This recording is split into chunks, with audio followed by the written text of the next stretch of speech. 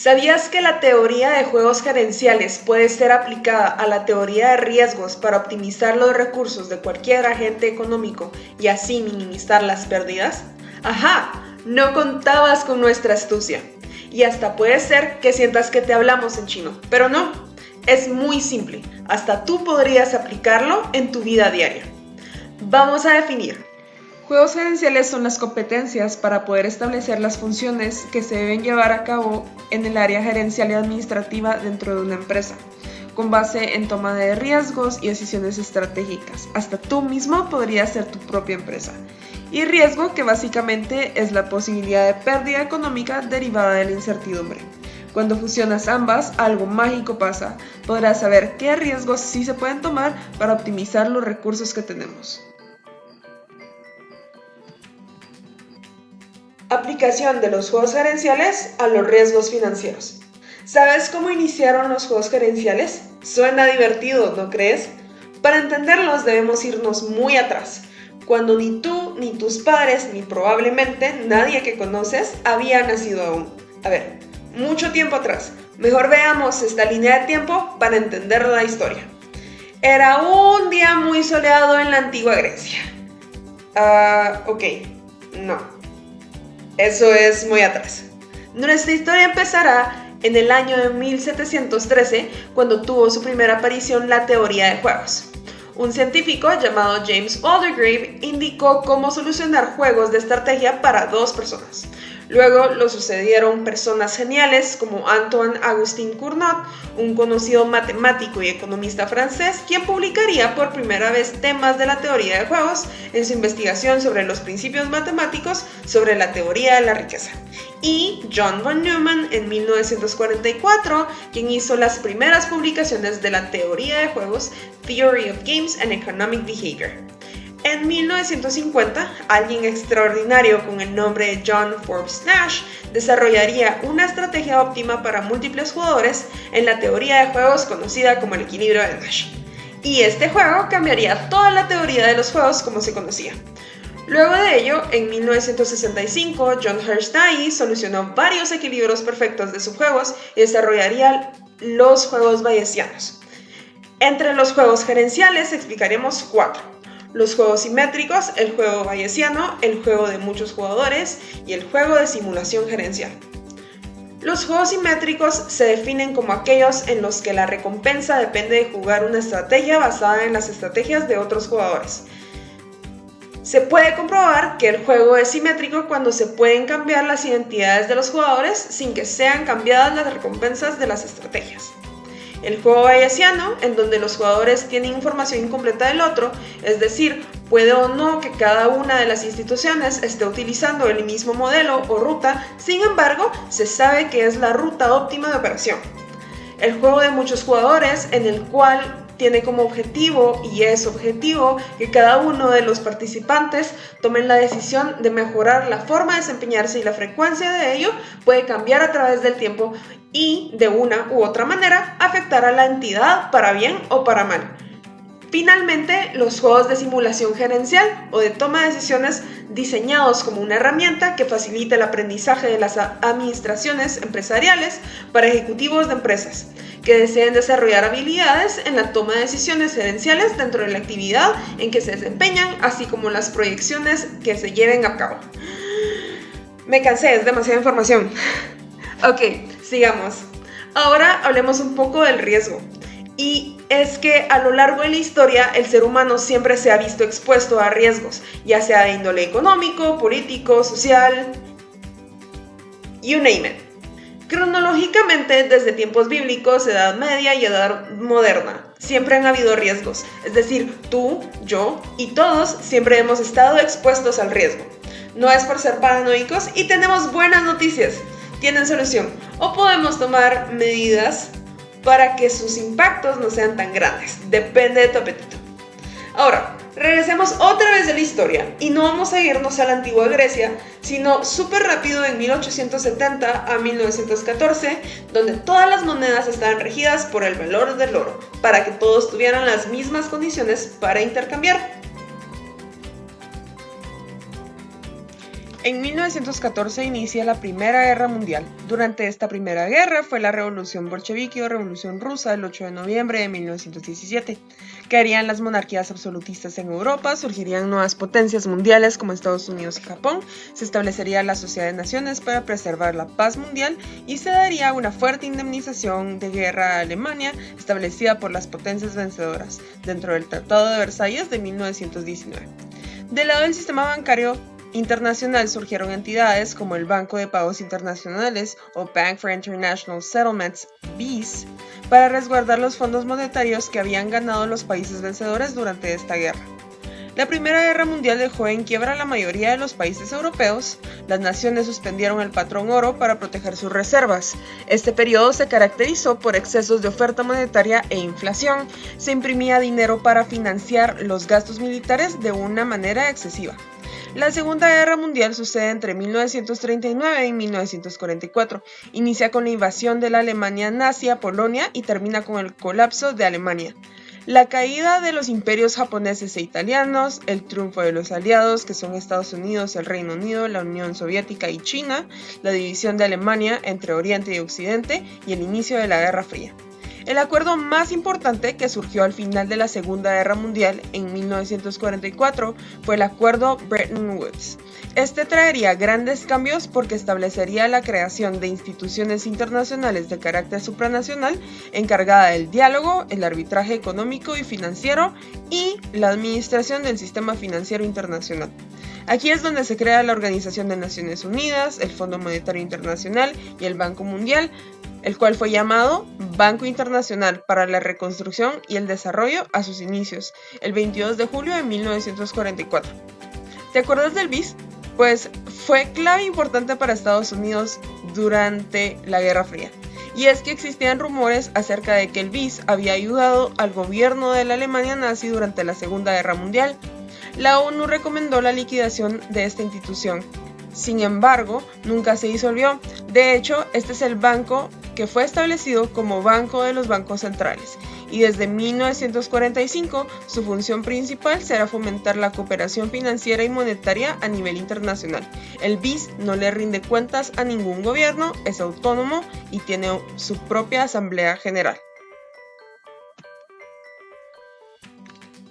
Durante la Guerra Fría, el cual fue un conflicto no armado entre Estados Unidos y la Unidad de Repúblicas Socialistas Soviéticas, para asegurar el pleno control de Europa por parte de Estados Unidos y afinar sus alianzas, se creó el Plan Marshall de Reconstrucción, propuesto en 1947 por George C. Marshall, secretario de Estado de los Estados Unidos.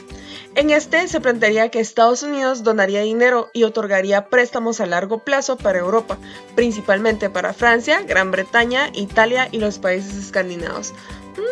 Se metieron en un gran problema, porque de esta manera se tendría una deuda importante que le prestaría regalías a los Estados Unidos en el futuro y se tendría un contrapeso frente al bloque soviético. Para llevar a cabo este plan, se creó la Organización Europea de Cooperación Económica, OECE, la cual evolucionaría y se convertiría en lo que conocemos hoy como la Organización para la Cooperación y el Desarrollo Económico, OCDE. A través de ella, Estados Unidos le prestó más de 13.000 millones de dólares a la reconstrucción de 17 países europeos. En 1961 se reformaría y se convertiría, como ya lo mencionamos, en la OCDE, y dicha organización tiene como misión promover políticas que mejoren el bienestar económico y social de las personas alrededor del mundo. Ahora, aquí vamos. Hay muchas crisis económicas, pero si te pudiéramos mencionar una en específico, sería la del año 1970, cuando surge un suceso que marca la historia financiera porque cae en quiebra el Bankhaus Herstatt en Alemania Occidental y el estadounidense Franklin National Bank, entidades de gran trayectoria y con buena historia financiera. La quiebra es generada por la falta de previsión de riesgos de pérdidas severas. A raíz de estas quiebras se conformó el Comité de Basilea en el año de 1975 a través de la OCDE y con la participación de los países del G10, es decir, Estados Unidos, Reino Unido, Alemania, Francia, Italia Suecia, Suiza, Japón, España, Bélgica, Holanda, Canadá, Luxemburgo. Son muchos. En fin, el fin primordial de este comité sería la investigación e implementación de reglas claras para la actividad bancaria y formular normas de supervisión de alta calidad. Recomienda declaraciones de mejores prácticas para el sector bancario. El Comité de Basilea buscaba perfeccionar las técnicas de detección temprana y las normas sobre la adecuación del capital mediante el intercambio de información, mejora en las técnicas de supervisión, estándares mínimos para la suficiencia de capital y principios básicos de supervisión. Es ahora que debes saber que existen muchos riesgos a los que podemos estar expuestos, pero solo nos enfocaremos en 4. Riesgo de crédito, riesgo de liquidez, riesgo operacional y riesgo de mercado. El riesgo, como ya te hemos mencionado anteriormente, es la posibilidad de pérdida económica derivada de la incertidumbre. Así es, todos los riesgos comparten esto en común y, por su origen, tendrán un diferente apellido. Son toda una gran familia. El riesgo de crédito es por la incertidumbre a que no nos paguen. El riesgo de liquidez es porque no sabemos si vamos a poder pagar. El riesgo operacional se trata de la incertidumbre en la falla de procesos, sistemas o personas. Y el riesgo de mercado es la incertidumbre de tipo de cambio y tasa de interés. Parecen dos mundos separados, sin embargo, los riesgos y los juegos gerenciales tienen tantas similitudes que, de hecho, como ya te he dicho, los juegos gerenciales explican las mejores prácticas para mitigar el riesgo. Mira, te vamos a explicar.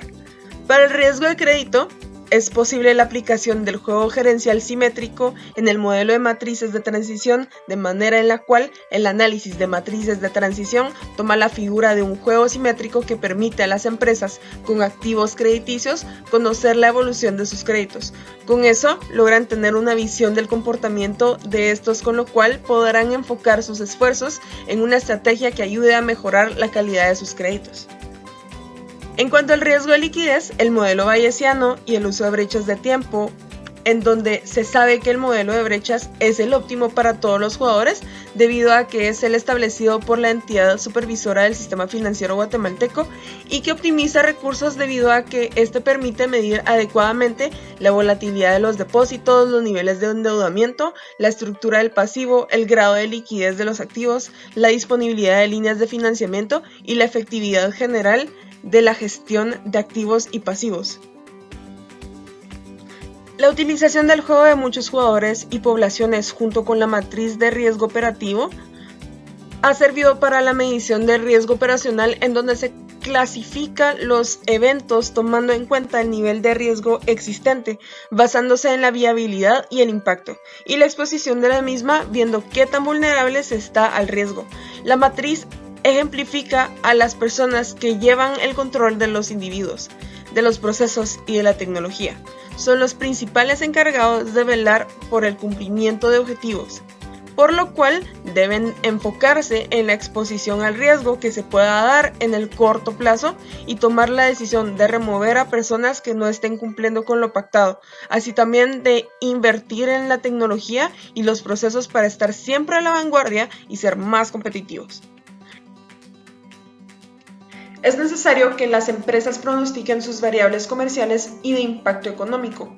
Las empresas cada día necesitan tener mejores herramientas para la proyección de sus principales variables comerciales, como ventas, tipo de cambio, gastos, entre otras, que les permita tomar las mejores decisiones empresariales para ser más eficientes y reducir el riesgo de pérdida. Una herramienta simple y práctica de pronóstico es la aplicación del juego gerencial de riesgo de mercado a través del promedio móvil con un ajuste de coeficiente de variación. Es una técnica de proyección la cual utiliza un promedio simple a horizontes de tiempo corto, mediano y largo plazo, obteniendo brechas cortas y resultados confiables. Es importante también que las empresas conozcan otros modelos de pronóstico que permitan tener un mayor alcance, ya que esta funciona para variables con un comportamiento estable. Esta producción la ha traído a ustedes la Universidad Mariano Gálvez de Guatemala desde la Facultad de Ciencias Económicas en la maestría en Economía con énfasis en riesgos, Nuestro trabajo de grabación número 1 con el licenciado Gustavo Adolfo Rodas Gómez. El título de nuestro trabajo es La aplicación de los juegos gerenciales a los riesgos financieros, por José Alejandro Cerón Guerra, Estuardo Amílcar Chacón Porres, Arlet Alejandra de los Santos Méndez, Carlos Humberto de Paz Pais, Mayberin Dayana Marroquín del Cid y Tania Sandoval Moreno. Muchísimas gracias por su atención.